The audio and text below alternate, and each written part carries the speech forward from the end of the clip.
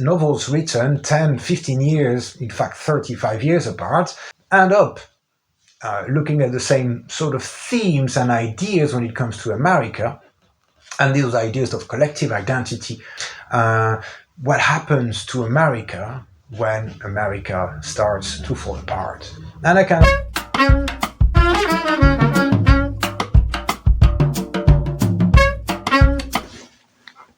Hello everyone, welcome to the channel. Today we are interested in how writers looked at America some years and decades ago, and especially looked at America and a possible future of America in times of climate change. What would that climate change bring about? How would Americans react? But much more interestingly for us, much more generally for us, how would America as a country, but also as an identity, almost as a concept, how would America withstand the consequences of dramatic climate change? Now we're going to do that with three novels. The first novel is Octavia Butler, The Parable of the Sower, a very famous novel from 1993, a science fiction novel. The second is J.G. Ballard, Hello America, a 1981 novel.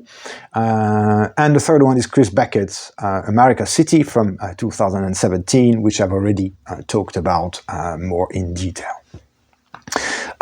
Just a brief word before we start.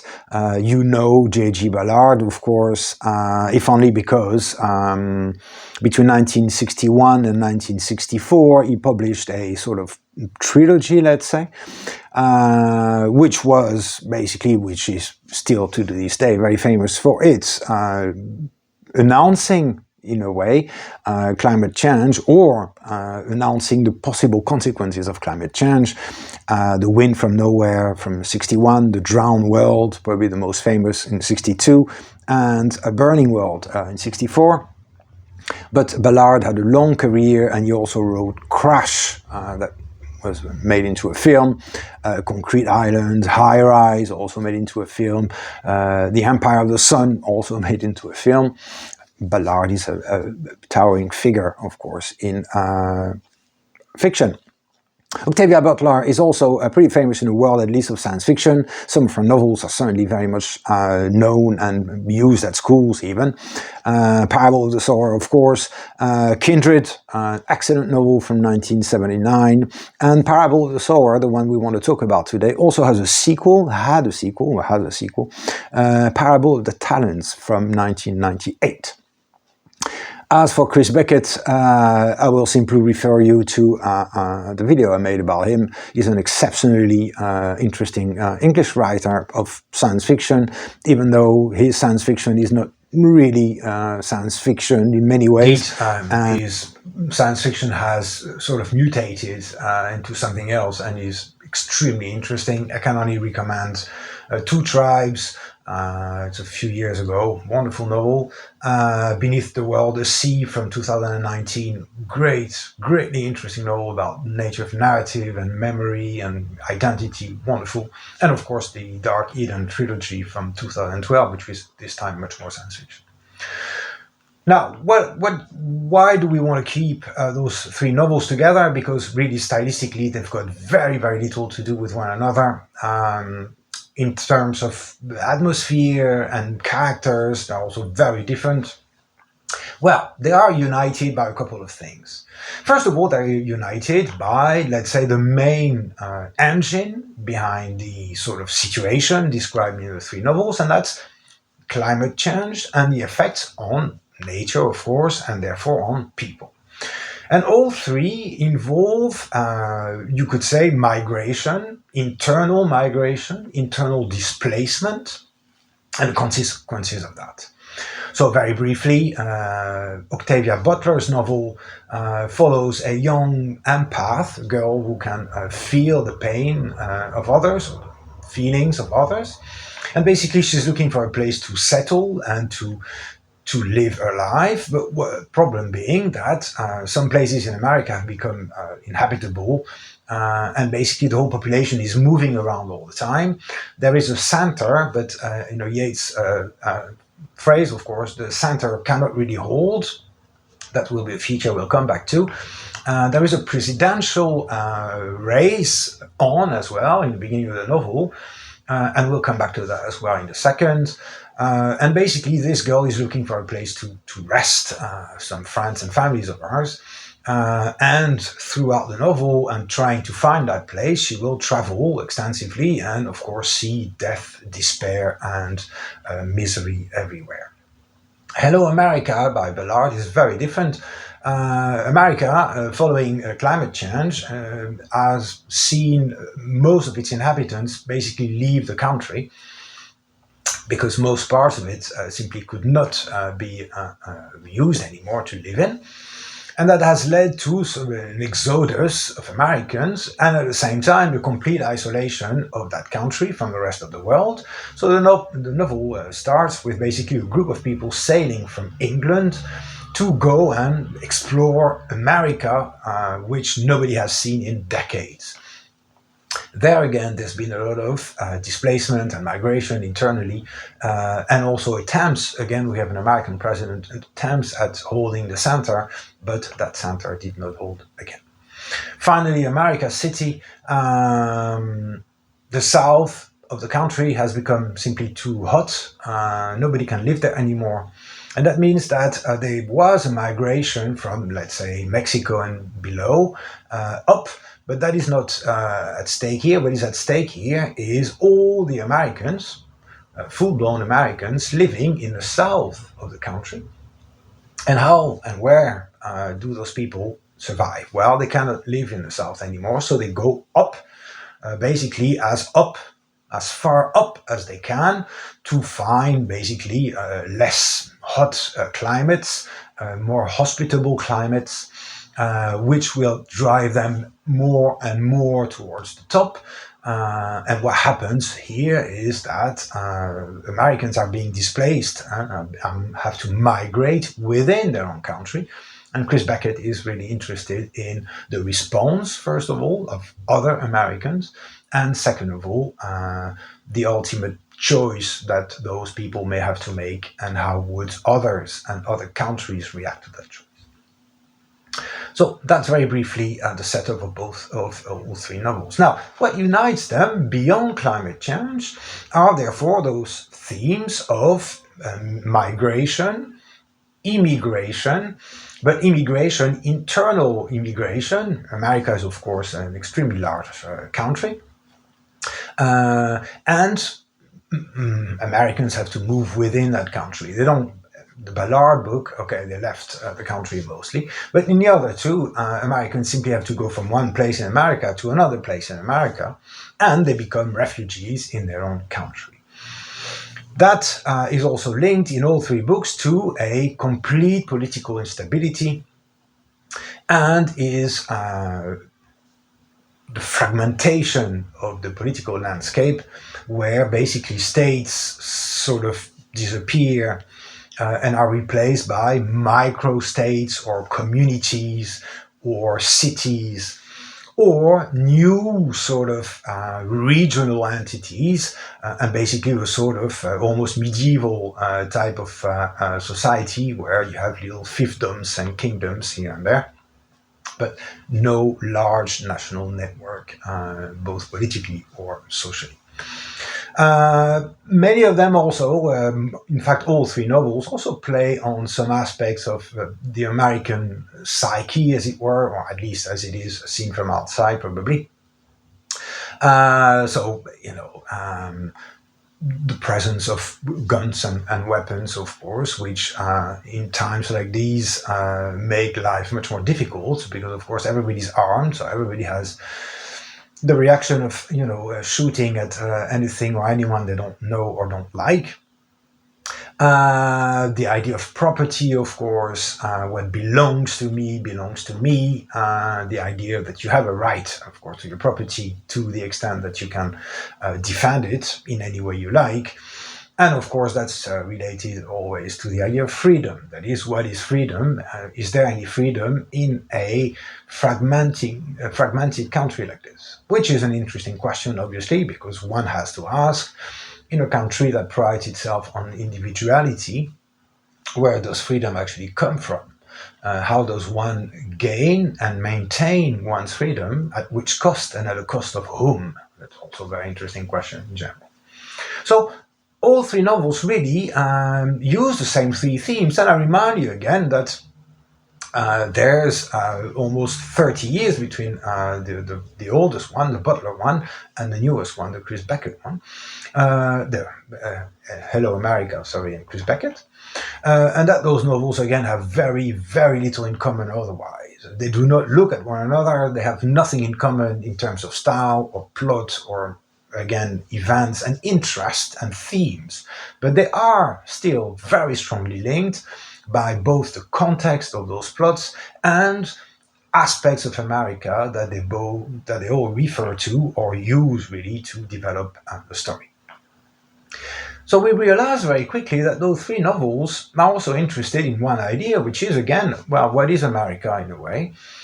What is that country that defines itself as one, while at the same time putting a lot of emphasis on its first status as a collection of states, so the United States of America, and second, pride itself on a certain American identity. All countries do the same, of course.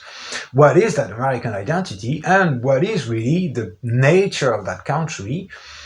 Let's test that, and let's see what happens, what would happen in times of catastrophe, in terms of natural catastrophe. There is no war here, there are no soldiers invading the country.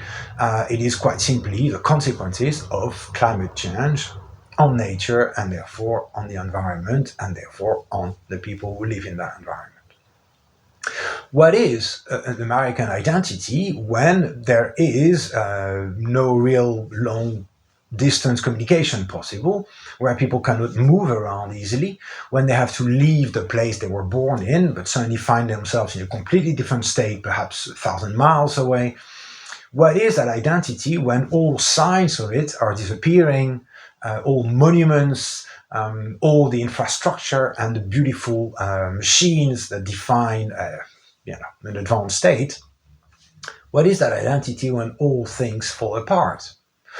What is the strength of that democracy, and what is the strength of the country itself when things fall apart? Is it possible to hold itself one and unified to protect oneself when, again, people have a choice between, let's say, the collective or this race for saving the individual? That is another feature that comes back in all three novels, and that is that center, that political center, that is simply not strong enough to hold the country together. In all cases, there is an attempt at keeping some sort of power in Washington or in some other place if Washington becomes inhospitable, or uninhabitable, rather. But typically the result is the same, which is that in Ballard, he makes fun of an American president that might remind you of Ronald Reagan, perhaps, who basically tries to do a Huxley on these people by entertaining them so much and being such a populist that they forget the reality they're in. But of course it doesn't work. It seems to be working sometimes these days, but in that case it doesn't.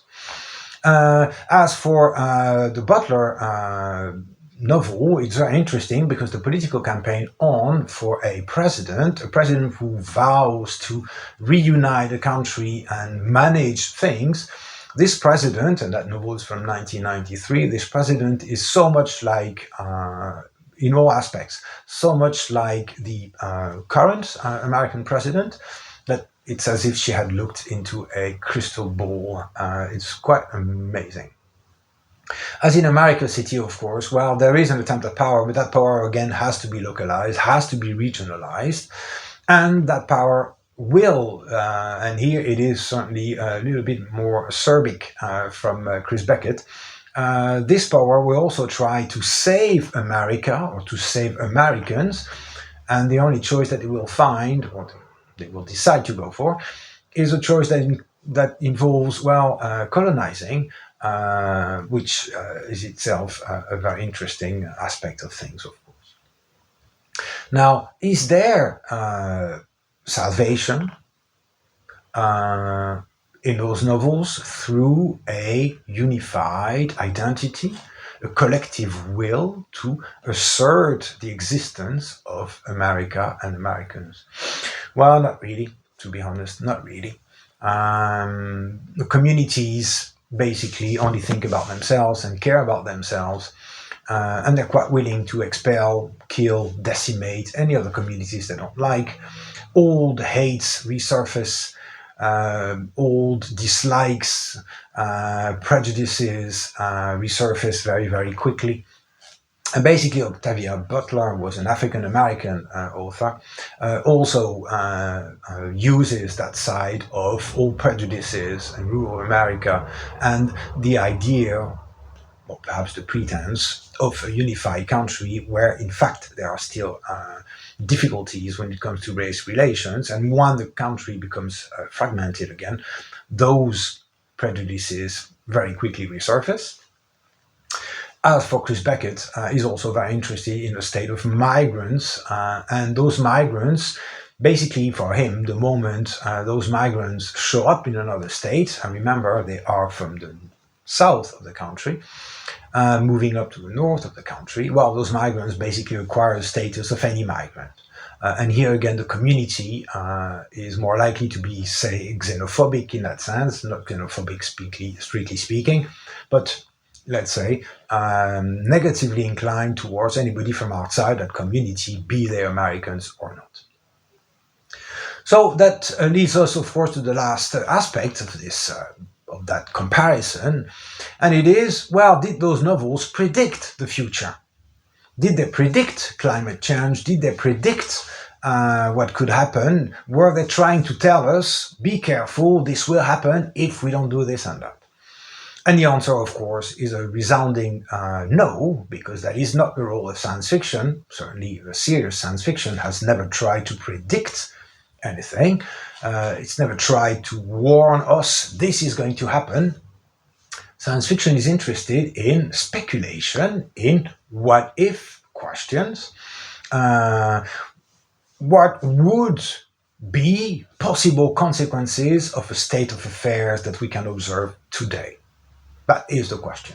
Not predicting what will happen, but asking oneself, seeing what we are now, who we are and what we do, what are possible consequences of those actions? Ballard, right from the beginning of the 1960s, very clearly worked out some possible consequences of climate change on the environment. And in, for example, The Wind from Nowhere or The Drowned World, he's not interested in tracing the causes of climate change, because in fact in the 1960s those causes were already very well known by specialists. He was interested in thinking about the possible consequences on, let's say, human nature or the development of human nature, or how we would adapt to that environment, what would happen to us if we did.